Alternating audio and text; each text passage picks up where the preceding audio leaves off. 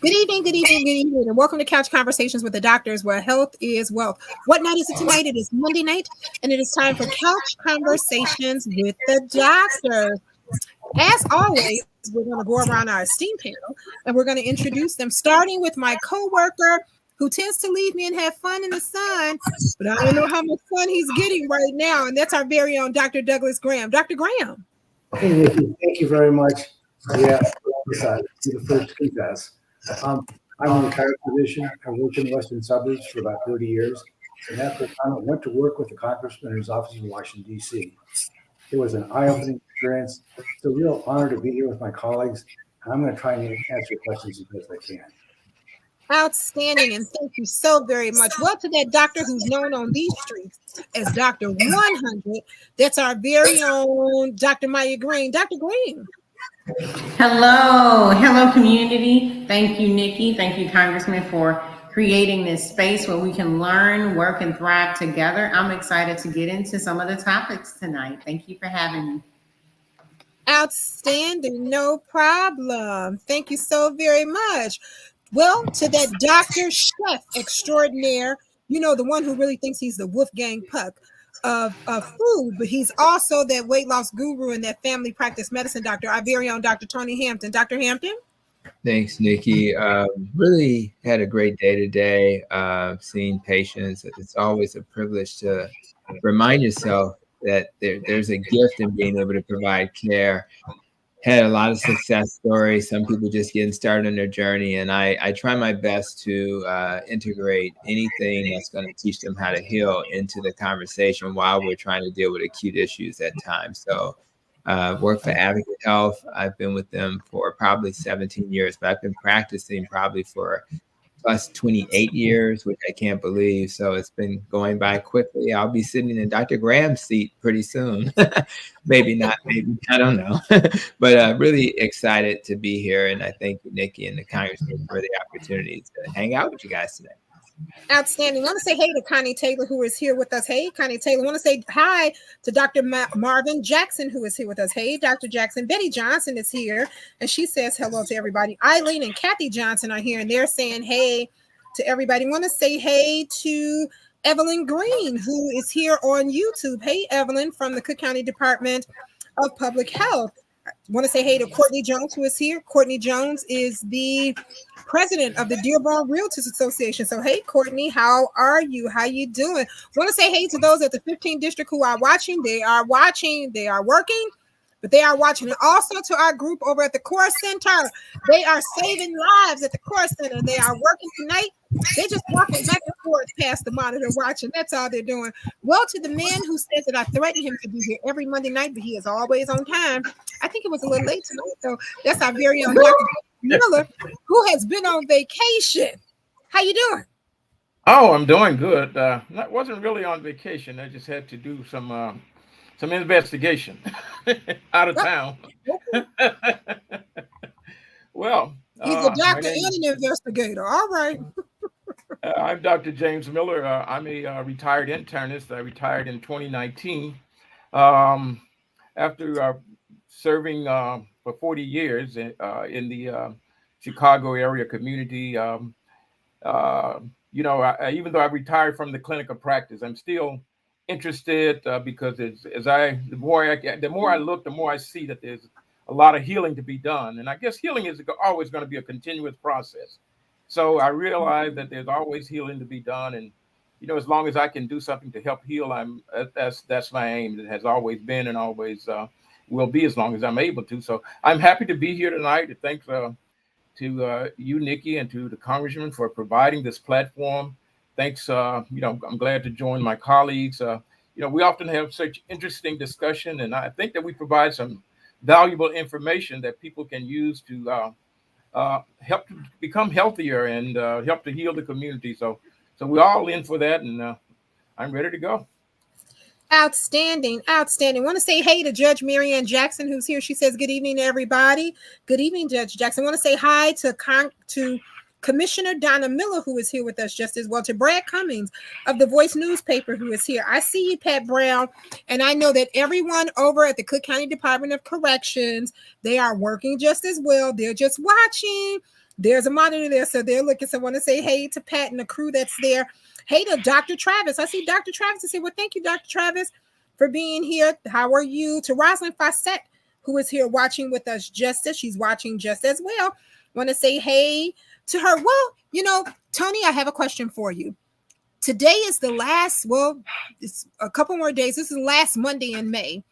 And May is actually known as Minority Health Month.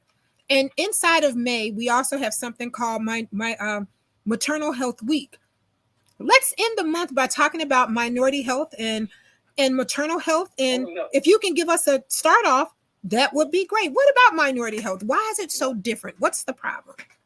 Yeah, well, I think healthcare in a country where we don't have universal healthcare is always going to lend itself to people not getting access to care. And even people in the middle class who people think should be doing fine may hesitate when they need to go to. I literally talked to somebody as I was heading to this conversation from work. And she talked a little bit about, you know, well, I shared with her that she probably should have a visit to the hospital. But I think that that's not an easy thing to do. Now, if I have to call an ambulance, I may not go because I don't want to get a $250 or $500 bill. Now, for some people, that's my pocket change when it comes to their health. But the people who are living on a fixed income, that can be devastating. So when we talk about communities of color, you can actually take that concept and multiply it by 10, because if people in the middle class are struggling, what are the people with even less than that are going to do? So when I think about communities of color, one of the things I think about, number one, is you know, just the neighborhood. And I remember when I was attending Lane Tech High School, it was the funniest thing. I was taking the Austin bus from Jackson all the way to Western, and then I would take Western to Addison. When I took that route, I didn't have any problems because it was on the outskirts of this, you know, the city of Chicago. And when you get to Western, it's a neighborhood that's fairly safe as you go from Austin and Western over to Addison and Western, which is close to where the Cubs play. I decided one day I wanted to be adventurous with my Lane Tech jacket on, saying tennis and track, which is already a problem in the hood because it said tennis. And I took the train from Addison and Western to Madison, and then from Madison to Austin. Why did I decide to do that? Completely different audience on the bus. And I also had a rope gold chain on my neck, not knowing that was going to be a problem. So literally I get to the near maybe Cicero and Madison, and next thing you know, the window of the bus is opening up and somebody's grabbing my neck. And then luckily the bus driver was able to get me to the end, get these guys off the bus, and I was able to kind of survive this. But my whole point is, imagine in communities of color, just the trip from your home to the school can be a challenge, or the trip from your home to the hospital or the clinic. Just literally navigating the streets can be a challenge. So I think when I think about communities of color and what they struggle with, I think about this story when it comes to just the neighborhood. You know, I live in Oak Park now, and I'm gonna tell you, I can go out and jog in this neighborhood and not think twice about it. I'm not sure I can take the same jog in all neighborhoods in Chicago and do it safely. When I think about access to good food, I do remember growing up on Jackson when I was younger, and the local store, my mom would always warn me, make sure the meat smells okay. You know, make sure, you know, literally, who looks at a date when they get a can of green beans? I mean, if you go to like a typical store that you can trust, you don't look at the date for the green beans. You may look at the date for the steak or something like that. But literally in these neighborhoods, imagine how shelf stable those things are, and yet you still have the risk of buying something that's old. So now you're in a store which doesn't have healthy food for the most part, and then the stuff that's healthier, you still have to worry about. So I think about that. I think about just the economics of not being able to, have an income that supports all of my needs. Therefore, I may make decisions that's going to affect my health. I may eat foods that are cheaper. I talk about mac and cheese made of cauliflower, but it's a lot cheaper to buy the pasta, which will raise my blood sugar. So what do you do with that? Do I encourage somebody to buy the cauliflower and make sure it doesn't get old? Or do I say it's okay to eat the mac and cheese made of pasta? So I just think that when you're in communities of color, everything is times 5, times 10 more challenging.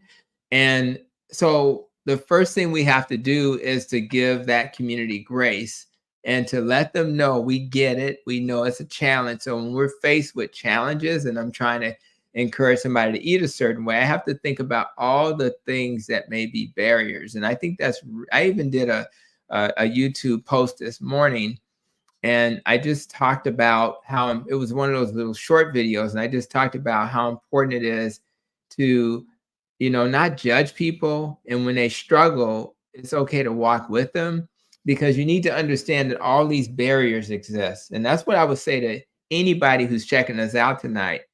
Make sure, whether you're a family member or you're in a position like I'm in, who's helping to heal people with my knowledge, give them grace, let them find out why they struggle. And then if there's some way within your realm you can support that, that's exactly what you should be focused on. And if they're not ready to make change, and it's like you're a smoker, for example, I think in the video I used the example of smoking.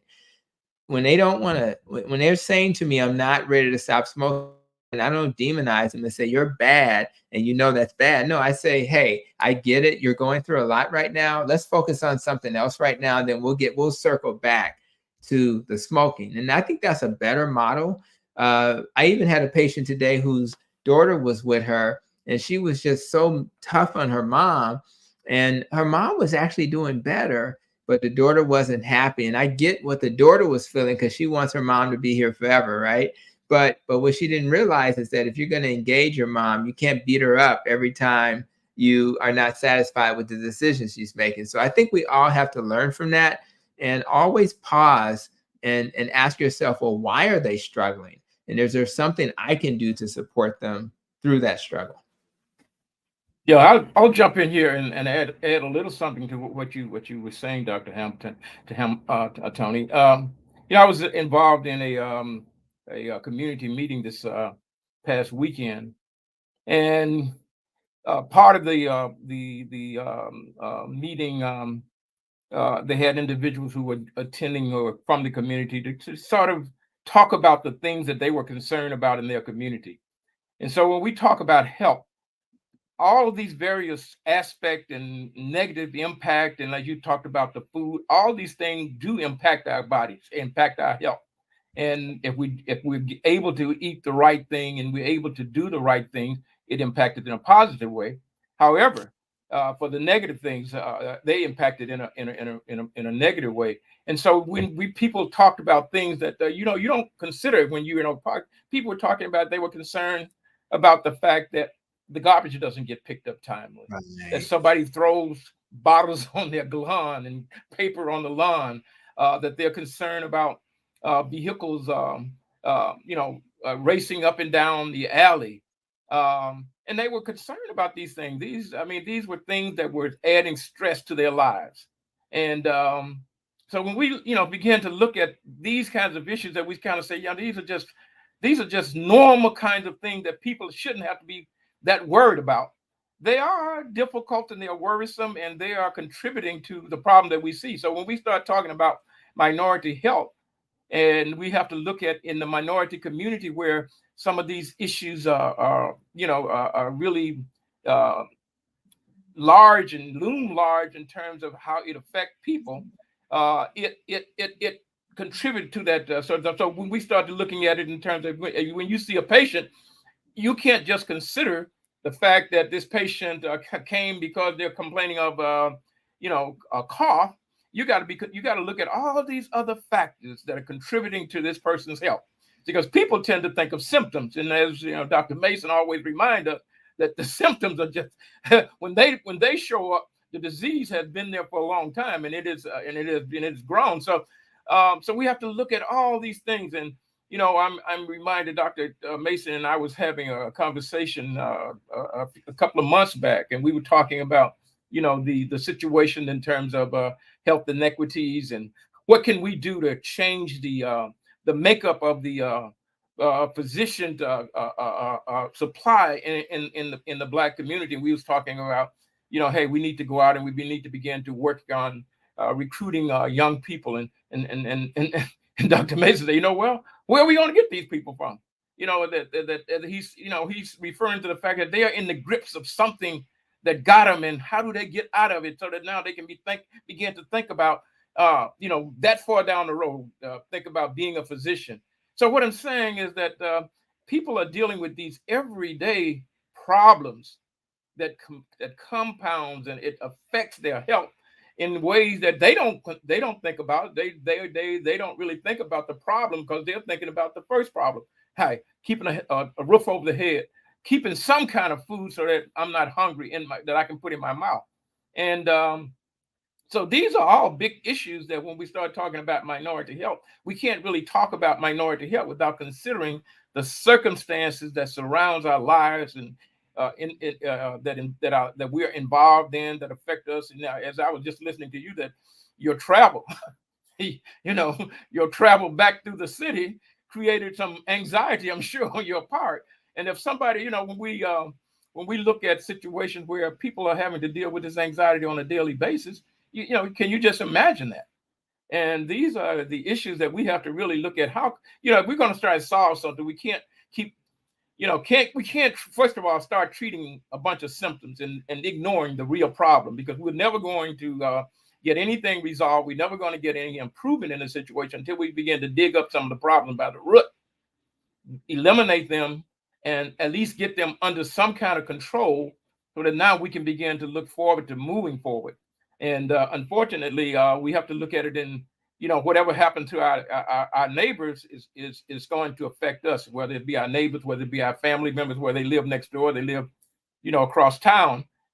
It's going to affect us, because, people don't just suffer in silence. And so these are all factors. When we start talking about minority health, we have to really, really put these things on the table and discuss them, because we can't talk about any ways of solving these things without solving these daily issues that people are faced with: housing,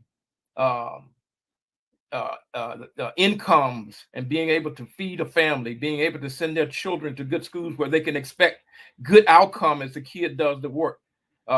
Someone that cares about their child and is making certain that they are doing the best they can to get the best out of that child according to what his abilities are. And there's stress there, and stress is a real difficult thing when it comes down to almost any disease process. I mean, if you look back, over your career, and you can think about people with various disease problems, how when they were in stressful situation, we saw decompensation, whether it be congestive heart failure, whether it be multiple sclerosis. When these people are in stressful situation, the disease is worse. Disease that goes into exacerbation and remission, it's exacerbated by stress.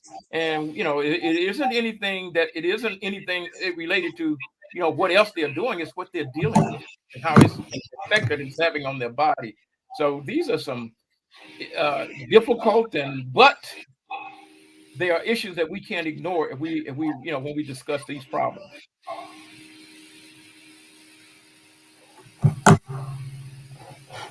You all, I had to move to the kitchen. I'm having internet problems today, so excuse the kitchen in the background. It's okay. I see Dr. Mason's trying to say something, but he's muted. Dr. Mason? You're still muted, Dr. Mason. Hit that mute button. You're muted, Terry. Let me see if I got it there. There you go. There we go. Mm-hmm. Okay. We can hear you now. Thank you guys for, I'm sorry for joining late. The internet spirits were not all in, they weren't working with me this evening. But I want to say I enjoy the conversation so much, because the one thing we have to remember, we're not dealing with something that just happened. This is the result of a situation that's been going on for many, many, many, many years, and the effect of the successful implementation of the global white supremacy strategy, not just here in America, but all over the world, is we have to always think about this. Otherwise, we'll look at this in little micro bits and not see the bigger picture.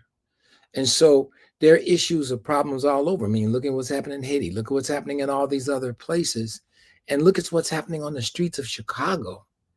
I couldn't imagine trying to walk home, not knowing if it's safe to walk home or not, or being in a situation that if I don't declare membership in this particular street organization or another, that not only could I be harmed, but members of my family could be harmed. And the fact that I don't see people that look like me, even in the Black community now, you got people not even from America that are frying the fish. We at least used to fry the fish and make the barbecue. And now we don't even do all of that. And we used to have 7 Black banks. We used to have 23 Black automobile dealerships. We had grocery stores. We had all kinds of stuff. And Judge Pincham, and I've said it before, but I always give him credit for it, he said, you can't be what you can't see. If you don't see successful people that look like you, you're not probably going to be a successful person that looks like you.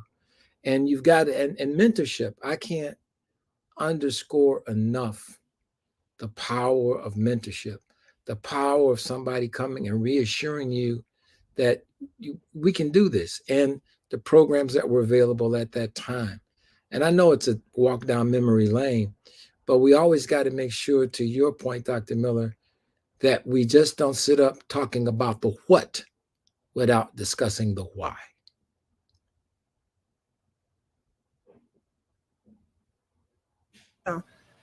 Absolutely fantastic. I want to say hey to Christian Simmons, who's here. Christian Simmons says, hey, Dr. Maya. She also says, hey to Nikki. Hey, Christian, how are you? Christina, how are you, Christina? Also, Dorothy Murray is here. She says, good evening to everyone. And Laura Leone is here. And she's saying, good evening to everyone just as well. Well, Dr. Mason, I quote you all the time. And that's the statement when you says, ain't no Calvary coming. We are the Calvary. Well, we are the Calvary. So how does the Calvary round up and get done what we need to get done, Dr. Miller? What do we do? How do we really begin to change the dynamic in our communities when it comes to minority health care? I think first it's going to take a dramatic educational process in terms of educating people about, because as you said, there is no Calvary coming from the outside. We got to take what we have, and we got to utilize what we have in order to be able to improve that. Sometimes when we look at a situation and we say, well, this is what I want, and I was always taught that when I had made a decision to set a goal, that's my want. Now, next thing is to say, where am I and what do I have and what I'm going to need? And then I got to make certain that I can put that together. Now, some of the first things that we have to look at, because when we talk about minority health, one of the things that I'm really bothered by a lot is the violence of our young people, and how that affect the health in our community, the health of these young people, because it's the number one cause of death in that age group between 18 and 35. We got to begin to look and see and figure out what we can do. I mean, when I started, I was riding around on the West Side a couple of weeks ago, and I grew up, I spent a lot of time on the West Side. I graduated from high school on the West Side. And as I began to ride around in places where I used to be, obviously this was many years ago, in terms of me going to high school, But when I look at those schools and I hear about other schools that were competitors, I graduated from Marshall, and when I hear about those schools that were competitors, other than maybe Crane seem to be doing better, but the rest of them, I mean, have an enrollment of 200 or less people. I mean, there's 300 people in my graduating class. So what I'm saying is that what is what has happened that kids can't get educated in their own community? Because and when I look at that, I saw a sense of pride that was created around the school itself. People had pride about, and they were willing to participate. But when you take away that interest from in terms of the family, in terms of the community, in terms of our young people, if they don't have that interest and they're not willing to put in, whether it be just giving them the benefit of their experience in life, or just being there to be support for them. Um, so we got to start with that. That's where we are, and we want to get to the other level, but we got to first recognize where we are, what it is that we got to deal with, and then try to figure out how we're going to deal with that. We can't, one of the things that that I've been talking with some groups about it. They're telling me, well, if you're in an at-risk group, that means first of all you got to be about 16 to 24 black males.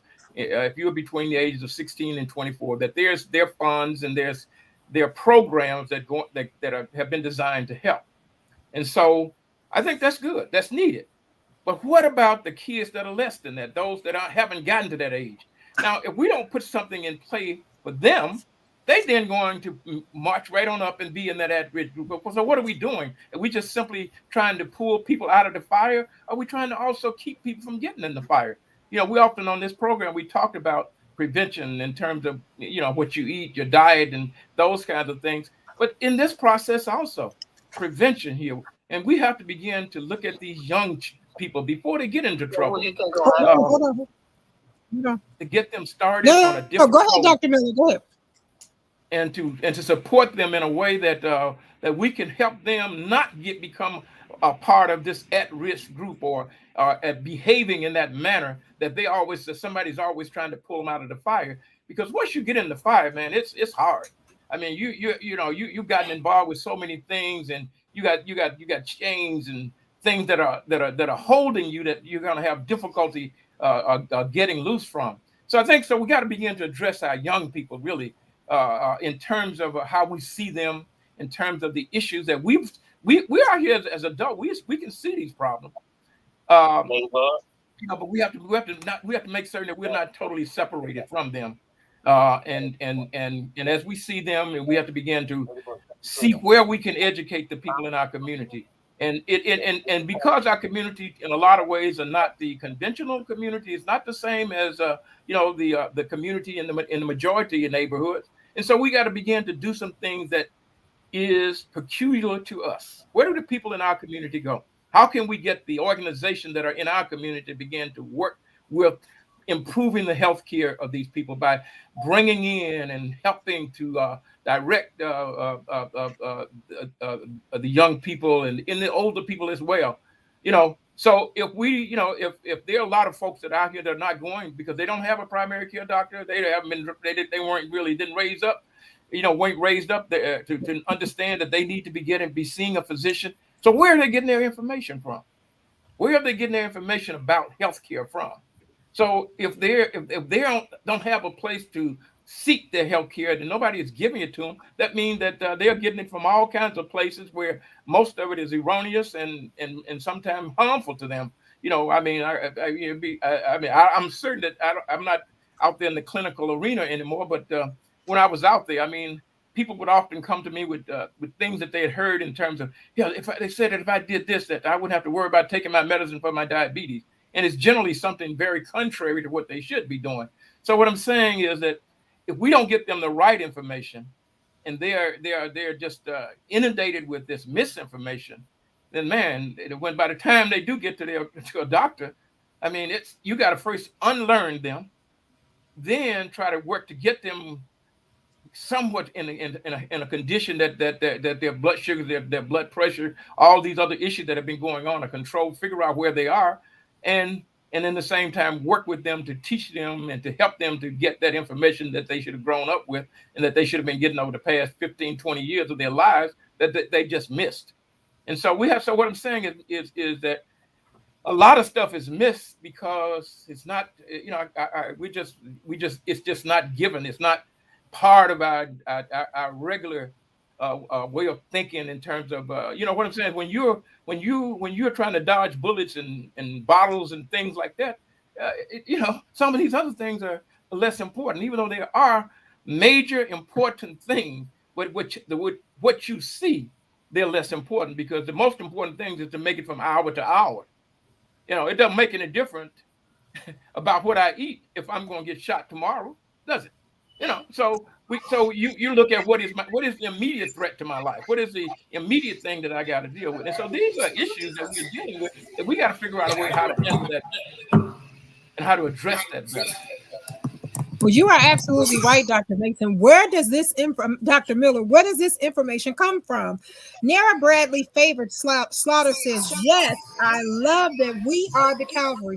Audrey Jaycox is here, and she says, good evening. And Natasha Hall is here also. And she says, right, so much different information. I mean, we learned when we were doing a COVID vaccine event during the height of COVID, when we were told, oh, you could gargle with Dr. Tishner's and it'll cure COVID. Well, I didn't read that on the back of the Dr. Tishner's bottle. So I don't know where people get this information from. I don't know. Oh my God. And Dr. Miller, you're right. Today, as I was driving around from meeting to meeting, I promise you, I actually saw about 4 and I had the power of prayer in the Lord. When I ask the Lord each day when I leave the house to protect me and to protect me in my travels, I literally saw 4 different crime scenes today in the middle of the day, where I saw, I'm going to ask if we can mute. We got a lot of feedback. Where I saw 4 different crime scenes today, and I saw they were putting down the flags and the cones of where the gun shell casings were, and it was active. It seems like every time I drove past, I had just missed everything that was happening. So, and I knew that was the Lord that was protecting me, because I had just missed it going from meeting to meeting. And you're right. So the question is, I'm taking my blood pressure medicine to stay on top of it, but am I going to get shot while I'm riding down the street? I mean, and that's just as stressful, and it causes so much mental dis-ease when we have to deal with that. Dr. Maya, what are your thoughts? What are your thoughts about, minority health? Well, Martin Luther King said, of all the forms of inequality, injustice in health is the most shocking and the most inhumane, and I concur with what the doctors here are saying. The stress. There is actually a phenomenon called the weathering, right? Arlene Geronimus, who's a public health professor, coined it. And it is basically how chronic stress impacts our body. And then when something like looking back at COVID happens, certain populations who have experienced poverty and racism are disproportionately impacted. In 2020, the overall life expectancy in the U.S. dropped by 1.5 years, right, due to the COVID-19 pandemic. But amongst Black and Hispanic people, we lost the average of 3 years, while white people lost an average of 1.2 years. And these are national vital statistics. These aren't things I'm making up, and that's what weathering does to the body. It's the chronic stress that wears on you over time. So when we talk about minority health, I love that the doctors here were right, lockstep in with each other, right? There is the chronic management of diseases that you've been diagnosed with, diabetes, hypertension, things like that.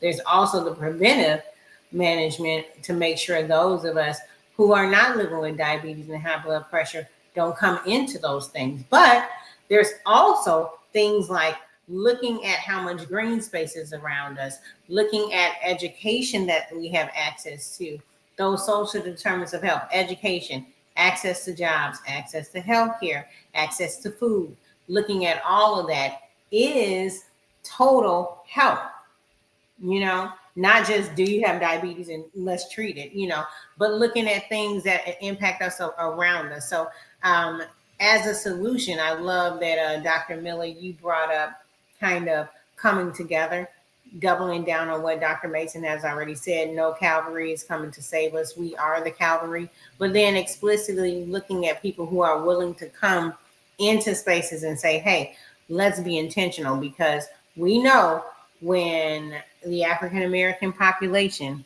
is excluded, right, from the table, from the ideas, from the creation of things, right, so is our health, So, I mean, I love the things we're saying. I love that there's initiatives. Nikki, are we going to talk about what happened Saturday?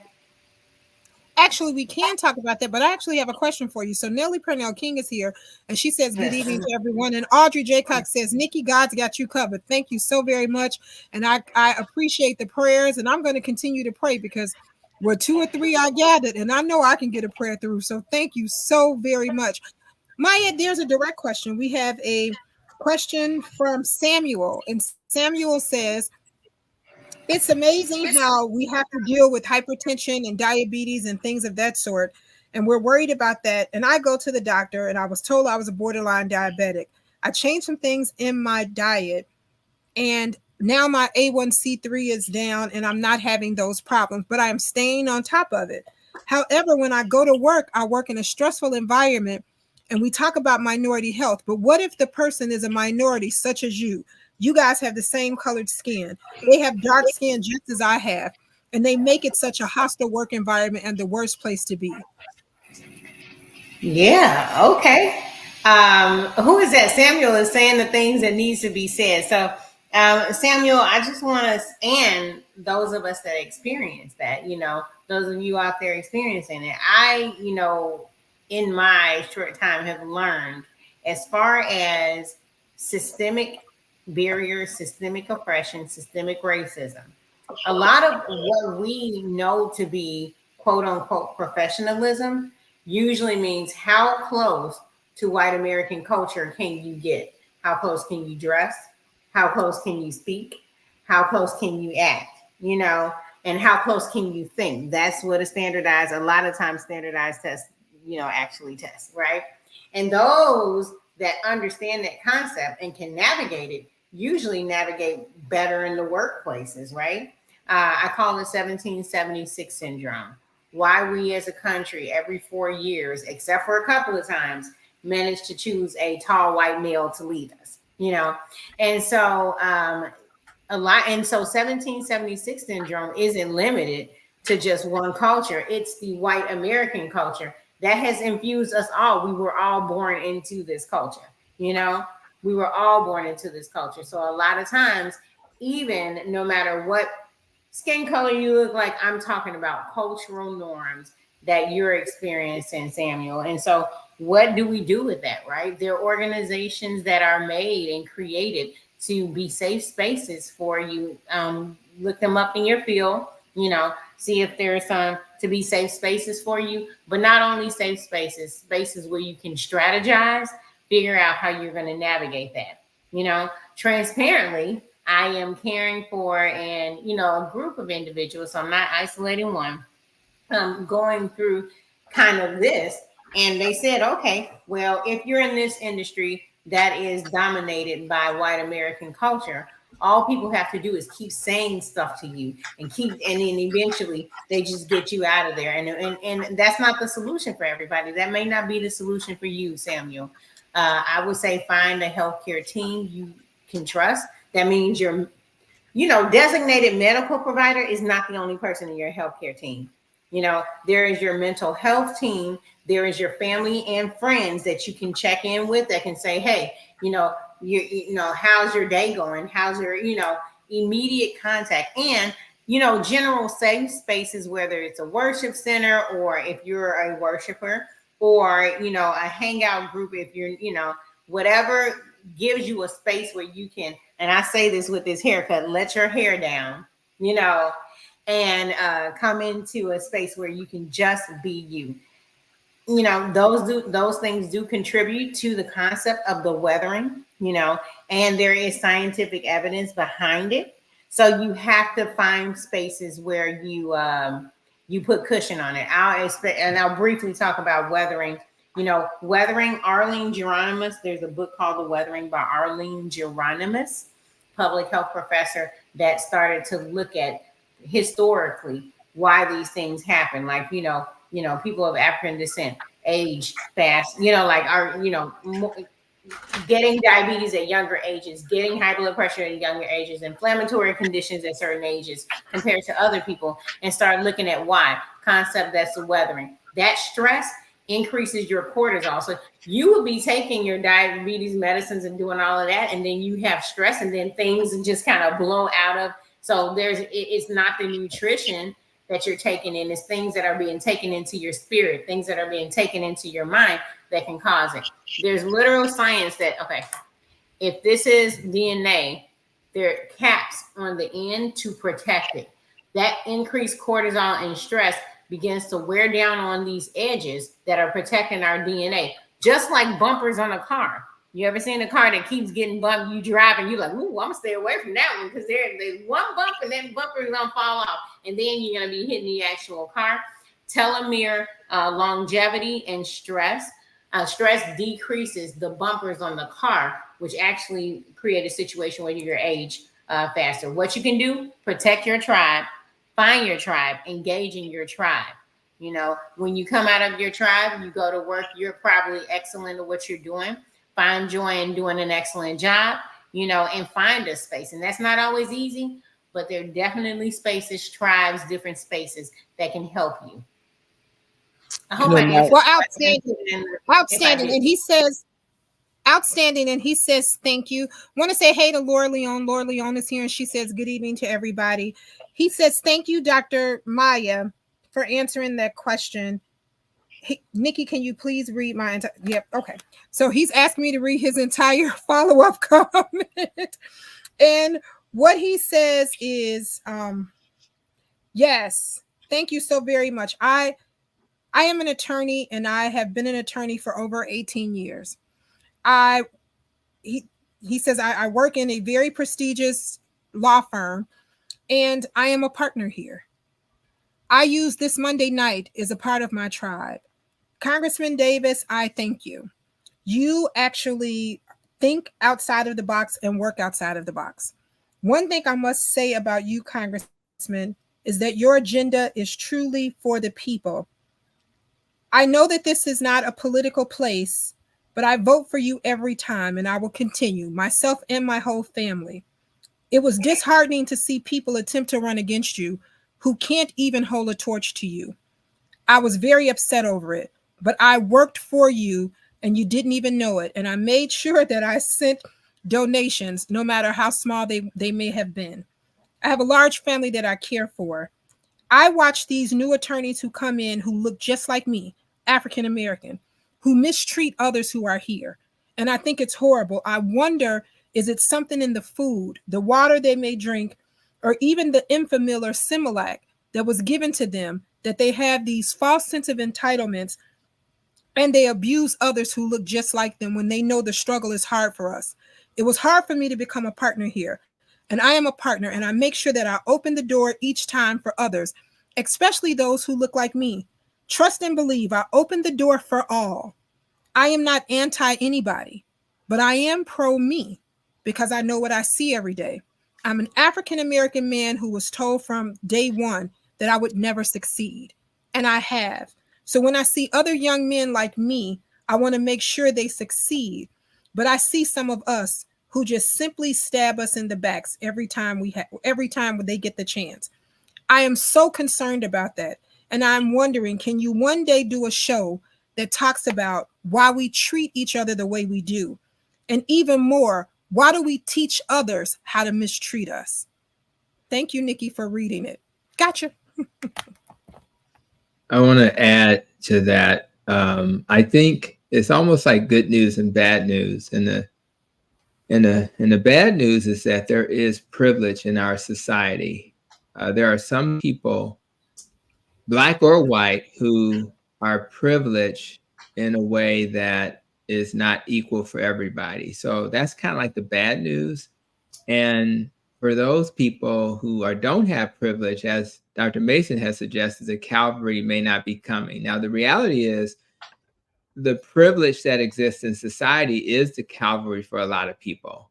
And rather it's the young person who graduates from college or grad school and can literally just say, Dad, what should I do now? And Dad picks up the phone and talks to one of his buddies and, yeah, bring Timmy down. And or Daquan, if he has a father who's an attorney, right? And he may be, or a doctor, or etc. So I do think that makes it unfair. But the good news is we cannot live in a world where we then say, well, I guess I just won't have a chance. We know we're still in America. America is flawed, but America is still the greatest country. And so you have to learn how to play this game. And I tell my kids, in fact, my oldest son, who works for a company now, was literally given that privilege because my wife, when we were at some, fundraiser somewhere, literally walked up to somebody and said, my son needs a job. And literally that translated later into him getting a job. So my whole point is, if you're not privileged, if you don't know the right people, the first thing you need to understand is you need to understand who you need to know. You need to know, where do I need to be? And maybe even what do I need to start doing? So everybody has relationships with people. You have people, your professor at school, you may know a professional person in your neighborhood. And one of the biggest secrets to not asking somebody to mentor you, which is really important, don't ask them to mentor you. All you have to do is say, I have questions about what you do. Let me ask you a couple of questions. Would you be willing to answer that? What person's going to say no? And instead of asking them to be a mentor, you just say something as simple as, so if I have questions in the future, would you be okay answering those questions? Now, if you say, would you be my mentor, that sounds too imposing. But if you say, and then, 3-4 months later, you call them again and say, hey, I have another question. A year or so later, they become your mentor, right? So there's a game you can play, even for people who don't have the resources that maybe my kids have because I'm a doctor, right? So part of it is knowing who to connect with. Another thing is being around the environment that you want to be successful at. So if you're interested in something, get around that environment. I would even argue volunteer your time for free. And then when you get into that environment, you kill it like you're like in the NBA playoffs. This is the last game and you got to win that game, right? Just like LeBron, won a game, when their backs against the wall. So you have to do that. And finally, try to just connect as many people as you know to you, and just be honest with them and say, hey, this is something I'm interested in. I want to have a job. I want a career. I want to, do an apprenticeship. And so that way you can you'll never neutralize the playing field, no matter how much we have these conversations. But what you can do is understand how this world works. And the reason why people who don't look like me are maybe more successful sometimes is because of the relationships. Now, guess what? You can have a relationship with somebody that don't look like you. They don't have to be a person of color. They can be a white person, a Jewish person, whatever. And yet that relationship is what's going to make them want to do something to support you. But and don't go there with your hand out. You go there saying, what kind of value can I add to you first? And eventually the prize will be down the road. Because if you add value to a company or to a person you're talking to, they're going to want to add value to you. So never, ever feel like you're in despair and that the world's not fair. Yes, it's not fair, but there are too many people that look like us who are doing just fine. So we're not going to ever use that as an excuse. And then for people like myself who are in positions of having resources, I have to reach out and help people who are not in my position so we can neutralize the playing field. Thank you. And then the last thing I want to say, and I want to say this specifically to you, energy cannot be created or destroyed. I don't know what kind of spiritual belief you have. but I know we all know that energy cannot be created or destroyed. So when people throw negative energy at you, and what's the end of that theory? It can be transformed. It cannot be created or destroyed. So a lot of times, whoever the human is that has that energy, and I noticed this since COVID. There are some people that have some negative energy. They want to get it out. They got it out. And you happen to be the person there when they were trying to get it out, right?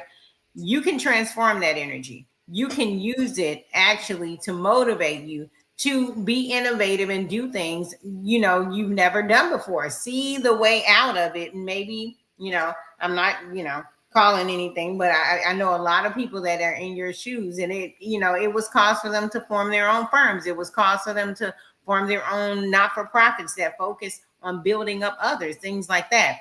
And I think the secret that Dr. Tony was talking about, that so many of us are talking about finding your tribe, is understanding where your joy rests, and where your joy is. The last thing I want to say that I'm thankful that my parents taught me is be careful who you're receiving validation from, right? My parents always taught me never receive positive validation or validation from anybody you won't receive invalidation from, and you were valid the day you were born.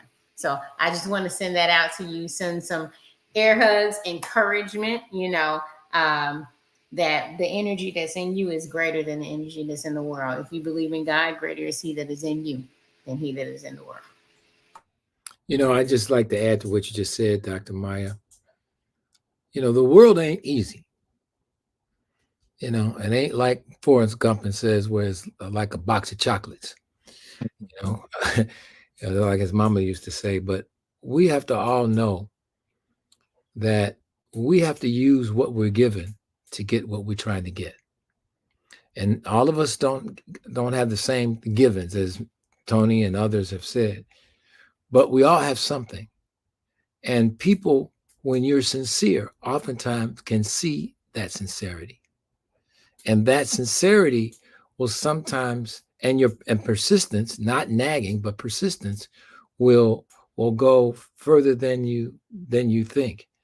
And your willingness to do something, just be able to do it, to just, like we have these programs that we have, and we asking people to come and do this do this, and people say, we want to get paid. Well, sometimes the best pay you can get is getting that opportunity to meet that person. And that person might open a door for you that you don't even know currently exists. So don't always think that your gratification will be immediate.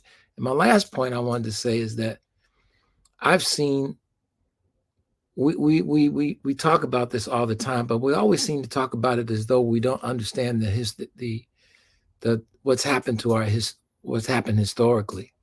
And when we talk about where we live, I mean, it's redlining was real. Redlining came out back by the Federal Housing Authority when GIs were coming back from the war, and they put all this money into building houses for the GIs. But what they didn't tell people till later is that they also came up with this scheme called redlining. And redlining was so that if there was a Black family anywhere in that area was redlined and we couldn't get mortgages. Well, what does that mean? Well, first of all, most people hold their equity, what they own, their wealth, in their house.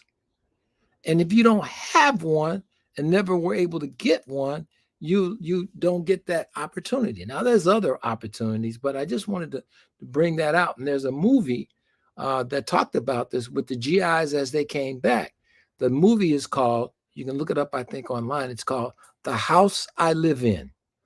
And it chronicles that whole situation with how our own federal government conspired against us to keep us from getting home loans based on a scoring system and where they drew this red line. So I think there are a lot of things, but you still, at the end of the day, we still have to deal with whatever we have to put up with and do. And I think that I'm grateful for the time that we spend on these shows. And I'm hopeful that even though sometimes it may not sound happy, but it should always be encouraging. And we always can, all of us can and must do better. And at the end of the day, you always need, I always think you should ask, what did you do today to help move your goal? How did you move yourself along the whole? Who did you meet? Who did you talk to? Who did you, how did you prepare yourself? Because ain't no cavalry coming, as I say all the time, and nobody's going to walk up and give you something. And if that happens, that's a blessing. But for the most part, we got to be willing to work for what we get. And don't think that you're going to get something immediately in return for that. So that's it. There's a whole thing that I'm getting ready to do. I'm getting it for the churches under God's pharmacy. And the central theme of the question that I'm raising for everybody is, do you want to be well? People talk a lot of stuff, but what they do shows me they don't want to be well. And we need to talk about that. And I'll stop right there. But I thank you, Congressman, and you and Nikki and other members of this panel, because everybody's pouring out the heart. And people can feel that when you do that. People know. And Congressman, I want to, you've been doing this for a long time. And I'm grateful for what you've done. You poured that heart out with the University of Illinois and all kinds of places, and made ways, sometimes we got to not be spooky. Sometimes a way will be made out of no way, but it ain't made in no spooky way. It's made because somebody did something and made that way. So thank you. Well, I know you guys hate to hear me say this, but it's our time. But right before we do that, Dr. Tony, I know you got to go. You want to give us your until next Monday? Yeah, I'll wrap up with, and the reason why I have to go is because I think we all want to make sure we prioritize family. So I'll be spending some time with my wife having dinner, and I always promise her that I'll be there for that. But I think no matter what cards we've been dealt, I just want to continue to lift up, as Dr. Mason says, sometimes it sounds a little down, but the reality is we have a lot to be thankful for. I actually was privileged as I worked on the South Side on Western, on 98th and Western, to kind of watch the procession for a cop that was killed. I did not know of this, to be honest, because I don't watch a lot of local news. I apologize for that, but I did pause and reflect in that moment. I thought about his family. I thought about the precious gift of waking up every day, and that cop did not know that he was not going to wake up that day. So I just want everybody to be grateful, to appreciate no matter where you are in life and what you have and what you're striving for. Just wake up the next day if you're blessed, and just start walking towards your goals, and just find somebody else who wants to walk with you. And I promise you, if you do that every day and you prioritize achieving what you were born to do, I guarantee you'll get there. The key is to never give up, never lose hope, and to always live in your purpose. I think if we do that each and every day, I think all of us will have our last breath, and we will feel good about our last breath because we did exactly that. So I hope everybody have a good night. I'm going to go find my wife. And thank you, Nikki, for giving me the opportunity. And Congressman. No worries. Audrey J. Cox says, be good to people because you don't know who they know. Jack Lynch, our pseudo couch conversationer who belongs on this panel, says, good evening, team. He's missing his team. Dr. Lisa Lynette Campbell is here, and so is Lolita Carter. They are here just as well. The congressman was able to join us. I had shared that he may be a little late, but he is here. And Congressman, before we do the until next Mondays, did you want to chime in with something special before you close us out? You're muted, Congressman.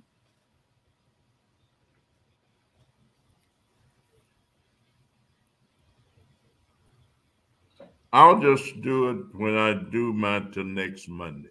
Okay, yes, sir. So, Dr. Miller, You know, Dr. Tony says never give up and never give up hope. What's your until next Monday?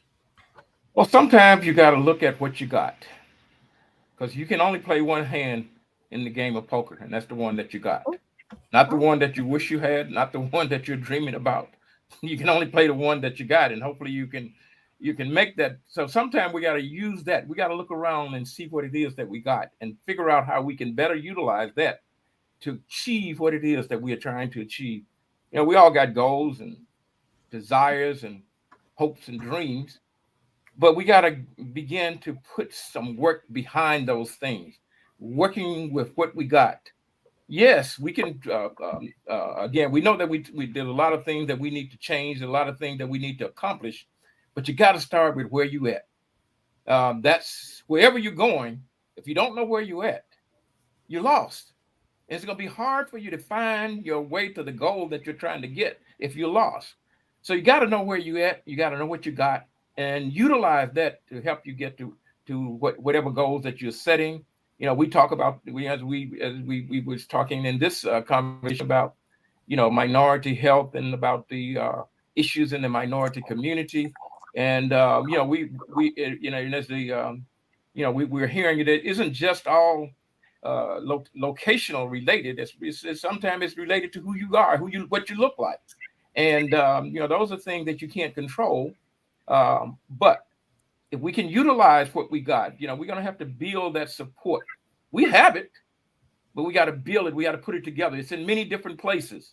If we can bring that together and create a stronger unity, a stronger community, and then we can achieve a lot more than what we can if we sit around in our individual in our individual houses, not speaking with each other, not coming together with each other. Then we're not going to be able to solve our problems. And nobody, as has been elucidated very well, nobody else is going to solve it for us. So we need to look at what we got, who we have that we can help us, and begin to connect with that. Outstanding, outstanding. Well, Dr. Mason, Tony said never give up hope. And Dr. Miller said to play the hand you got, strategize, work. If you don't know where you came from, you don't know where you're going. Well, Dr. Mason, what's your until next Monday? Keep it brief and say this. My mama, who was only a second grade educated lady and died because she was a victim of a system that was too slow to get her diagnosis of cancer to us expeditiously. But I say this because she always used to say, boy, don't you never look down at nobody, because you don't know who gonna have to wipe your behind before you leave here. And I took that to mean that you have to respect everybody, because you don't know who those people are and what role they may play, not necessarily that day, but at a day in the future. So I've always been taught, and I'm saying that as my till next Monday, be kind to everybody and respect people for who they are, not what you want them to be, because that ain't your job.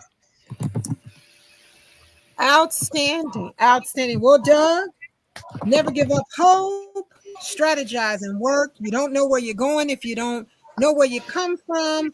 Never look down on anybody, and be kind and be respectful.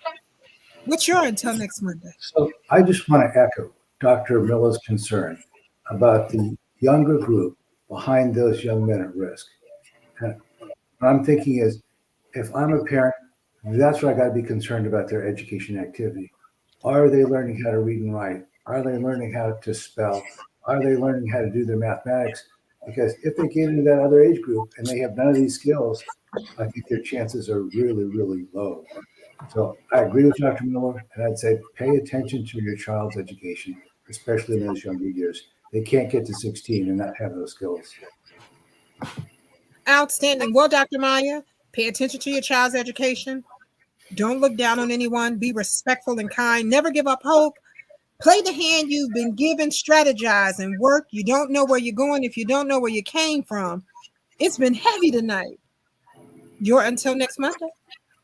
Until next Monday. What was the gentleman's name? Samuel.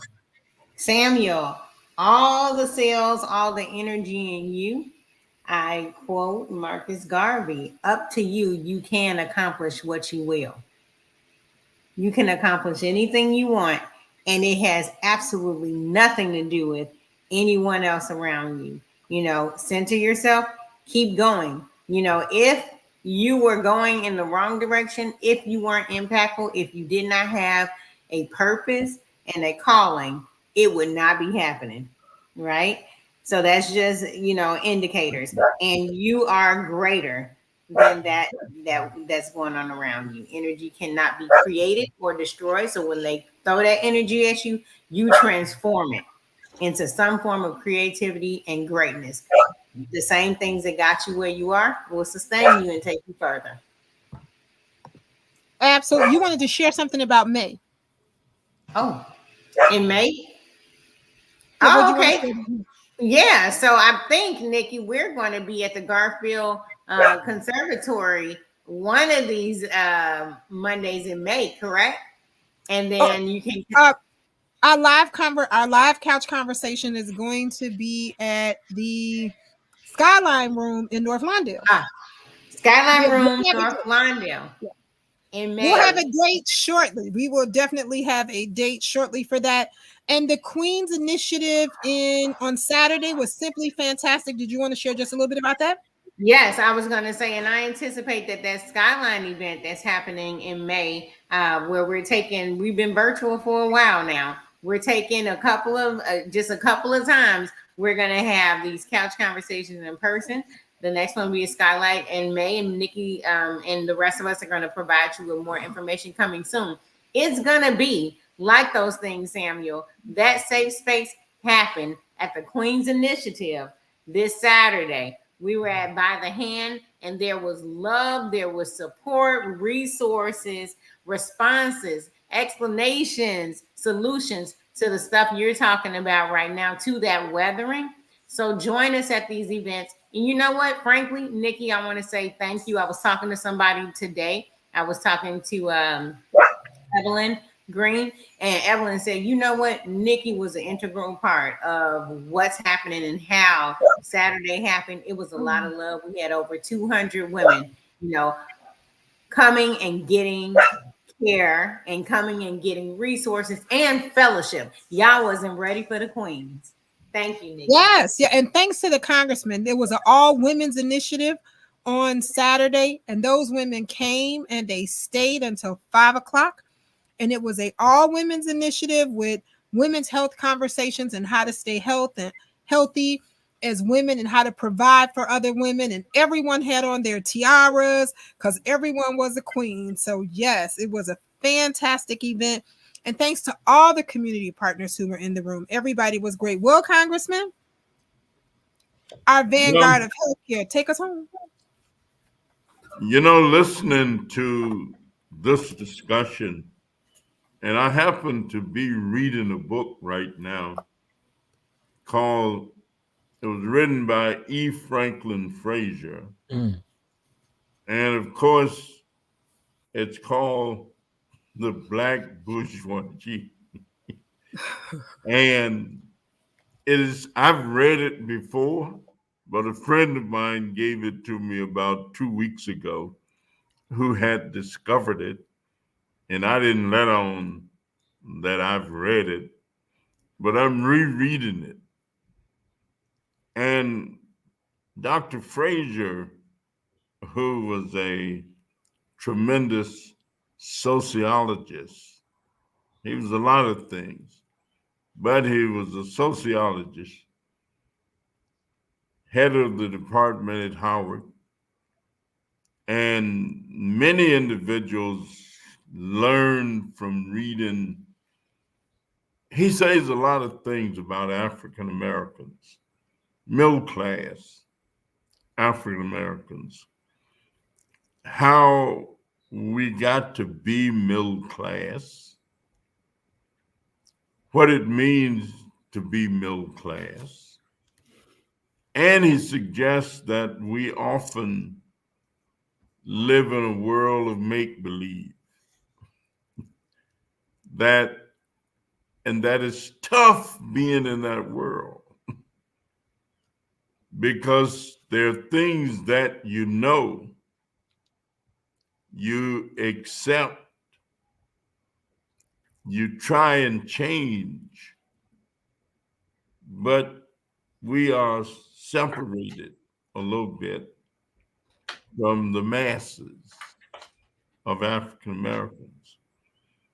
I've been trying for the last several days to write a description of myself to be used at something that I'm going to participate in.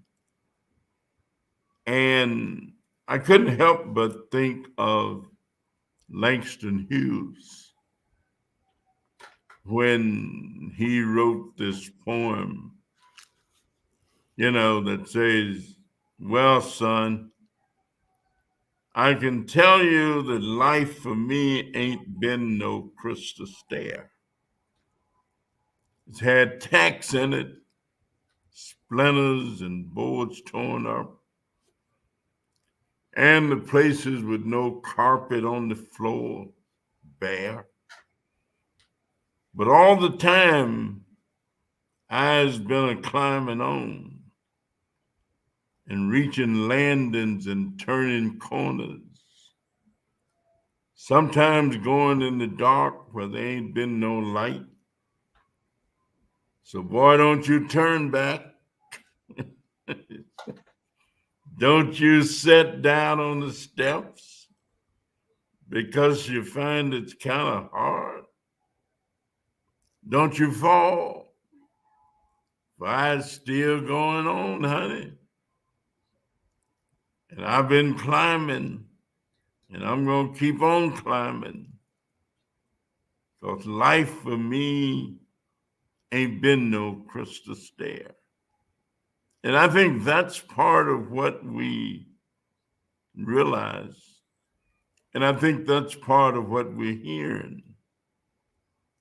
And anybody who haven't read this lately, I would suggest that we take a peek at it and just kind of go back in it. That Langston Hughes piece was one of my mother's favorite things of telling us. I don't know where she got it from or how she knew about it. But anytime we would complain about things, or anytime we would talk about what we may not have had that we wanted, or anytime we talk about how rough and tough, somehow she'd come up with this business that life ain't been no crystal stair. And I think that we somehow or another must find a way to keep articulating that position to the masses who may or may not have reached the status of being bourgeois, of being bougie. I think a part of what we talk about in terms of what our children and grandchildren and younger people may be is that they've never seen anything except what they see. And that's a reality.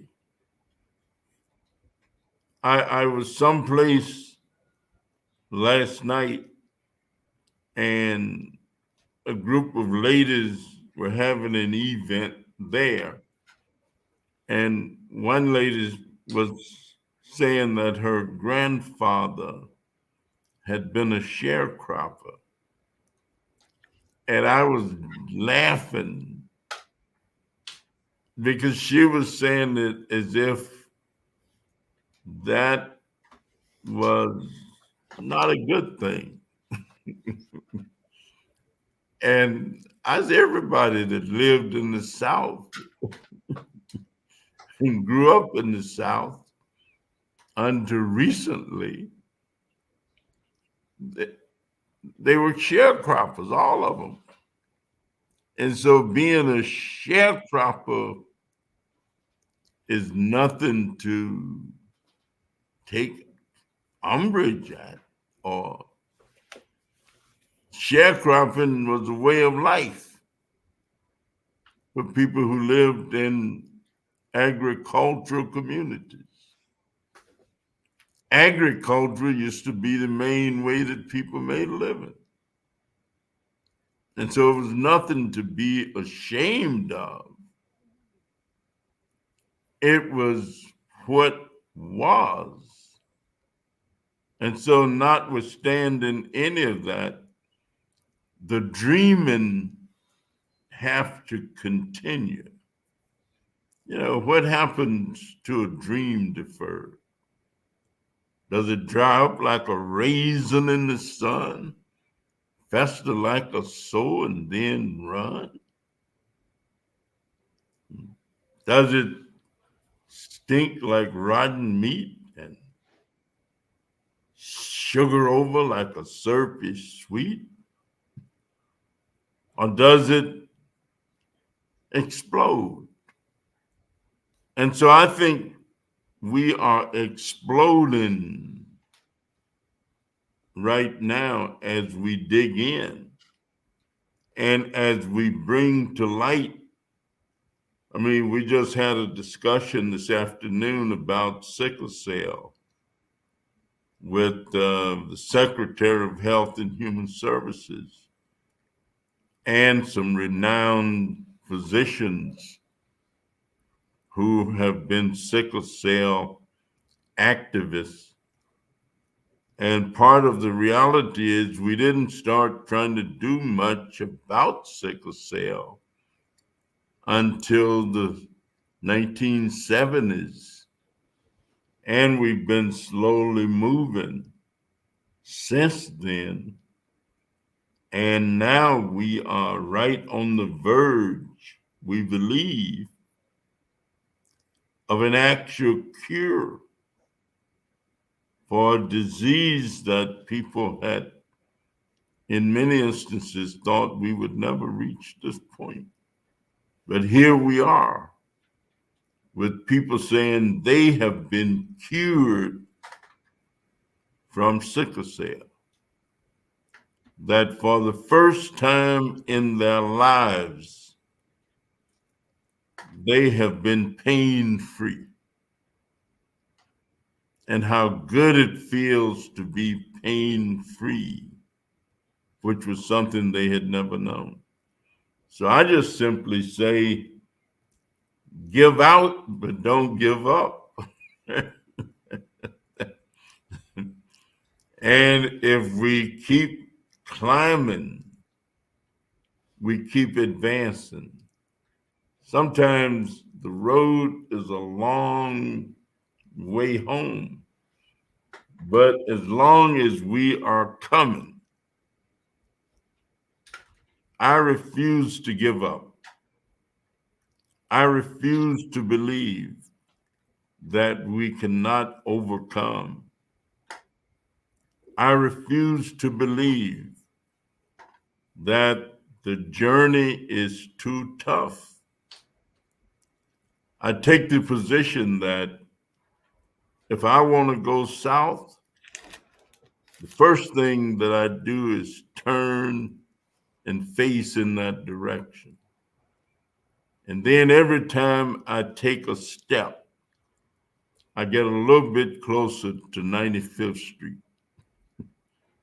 But I can tell you, if I'm going around in circles, or if I'm heading up towards Evanston, the chances are pretty good I'll never make it to South Bend. And so we just have to keep the faith, keep moving. I heard you, Dr. Meyer, when you mentioned Up, you mighty people, Marcus Garvey. I never in life would have thought that I would be traveling with Marcus Garvey's son, who is also a physician and a psychiatrist.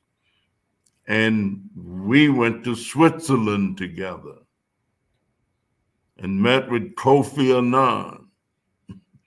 Matter of fact, we were the last group to have a public meeting with Kofi Annan before he died, before he passed away. So all these things are possible. And I can't thank all of you enough. And I really want to thank the gentleman who had sent the note in that Nikki read.